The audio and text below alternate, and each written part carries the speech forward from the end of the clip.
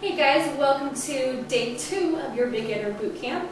Today we're going to do another T3 training workout, and we're going to pair it with what we did on Monday. So I'm going to show you one additional 3-2-1 series for today, and then you'll just tack it on to what you did on Monday so you have something familiar as well as something new. And I wanted to let you know also for tomorrow, your assignment is to do another 20-minute walk. But I've listed down below the link for the document that is our Tabata 101, which is going to teach you about Tabata training. And I want you to just read over the method and read about how the interval training system works, because next week I'm going to put out a couple of beginner level Tabata workouts for you to try, because everyone can benefit from this method, no matter if you're just starting out or super advanced. It's just fantastic for everyone, and I don't want you guys to be missing out on that, even in these first couple of weeks, okay? So walk tomorrow, but make sure you read the Tabata training guide that's down below and get ready for that, because it'll be part of your workouts next week. So we're gonna start today by doing another T3 workout, starting with our 3-minute lower body, 2-minute upper body, and then 1 minute we'll do core again today. So for your 3-minute upper body, you don't need any equipment. Actually, that's a lie, you do. You need a resistance band today. So we're going to start out with a leg sweep and a calf raise. And it looks like this. You're going to keep your guard up just like someone's coming at you. You are going to pick up and sweep that leg across and then come up on the toes. Sweep the other leg across and come up on the toes. Sweep it across, come up on the toes. So you have 1 minute of doing this sweep side to side. And for the sweep, my knee is just nice and soft, and I'm kind of coming across the other leg first and opening up.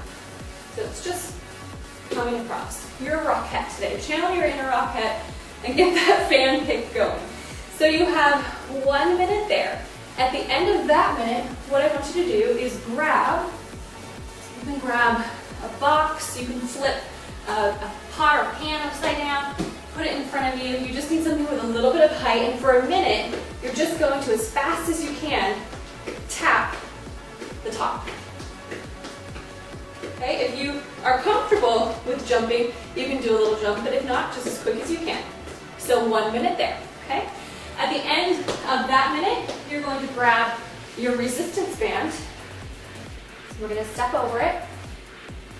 And all you're going to do, depending on how much space you have, you can either take just single steps or you can do double steps. If you have room, do 3. Make sure you're picking up your feet as you go side to side. And notice too, I'm not stepping all the way together and taking the tension off that band. I'm keeping my feet apart. So tension is constantly on the band, and it makes it a little bit more challenging. So 1 minute of that going side to side. So let's move on to your upper body sequence for today. For your upper body sequence, we're going to do 2 exercises. So grab your light free weights. For the first exercise, what you're going to do is a basic overhead press. Basic overhead press. So I want your palms facing in. So they're facing in towards you. And you are going to start with the weights just above shoulder level. From here, exhale, press the weights up overhead. Inhale as you come back down. So exhale up, inhale down. Keeping the weights nice and tight inside of your body for the whole time. So I'm not pressing out, pressing straight up like you're a referee making the touchdown. Okay, so 1 minute here. At the end of that minute, if you'd like to change out your weights to make it a little bit more challenging, you can, but we're just working on good form and mechanics this week as well. So we're gonna go into just a basic bicep curl. So my arms are at my sides, palms are up, facing away from me. And let me show you just the basic exercise first before we get too technical. It's hinging at the elbow and curling the weights up to the shoulders, controlling the weight down. Common mistake for people when they curl up is to do this with the weights. We don't want that. We want a nice neutral line from knuckle to elbow. So make sure that you're not doing that. Take inventory as you start out the exercise, that everything is where it should be. So now that you have the basic motion going, let me tell you a little secret about the bicep curl. to make your results just that much better. And I want you, even if I don't cue you in on this down the road, I want you to remember this little trick. So when you're doing your bicep curl, think about staying away from the top quarter of the lift and the quarter part at the bottom of the lift. So I'm not all the way against my thighs. I'm up. And then I'm staying away from the top of the shoulders. So stay in that little zone.